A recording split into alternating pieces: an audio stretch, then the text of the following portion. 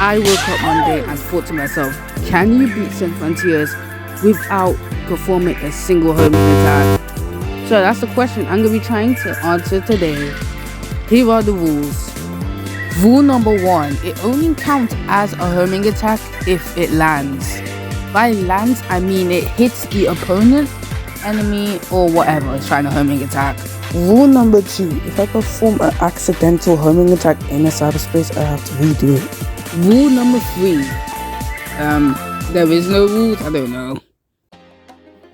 Our non-homing attacking journey starts off in cyberspace, and yeah, this was kind of a breeze to go through. There's not really any homing attacks that are necessary to complete the stage.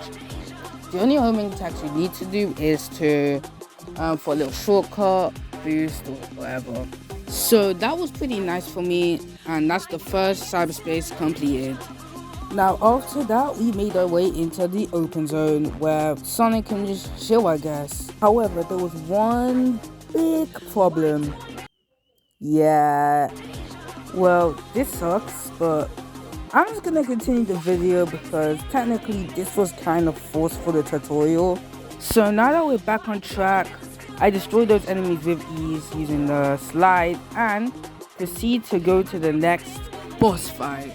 Now this boss fight wasn't necessarily hard, it was just really tedious because I had to jump on him and stomp to do actual damage. Because I wasn't using New Game Plus or anything like that. I eventually beat him though, and everything turned out pretty alright. And then we faced this really easy puzzle which does not take that much brain cells to complete unless you're really silly. And then we move on to next cyberspace. When I say we move on to our next cyberspace, by that I mean we get jumped by some big tower. Now this one was even more difficult than the Sonic Ninja boss fight because I had to use a side loop to get rid of all those, whatever they're called, cylinders or something like that, to actually get to his head. And once I did get to his head, it was still kind of difficult to actually hit him because he's always on the move. However, he faced the same fate as Ninja, and I finally had beat him to get the second portal gear that I needed for the cyberspace. Next up, we got cyberspace 1 to 2, which is Sky Sanctuary, and this one at first was pretty easy, but then we get to a really annoying part.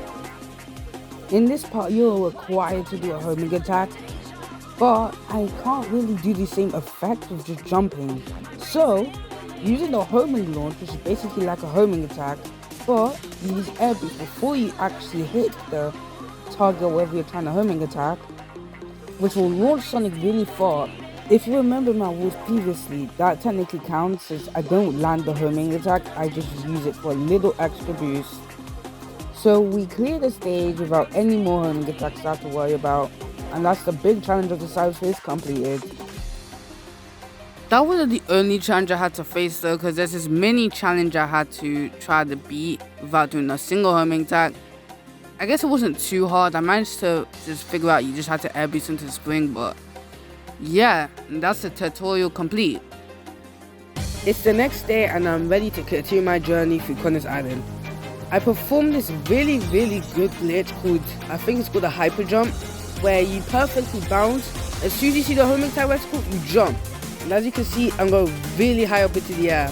Then all that there was to do is to do a little bit of side steps into like the area of Giganto.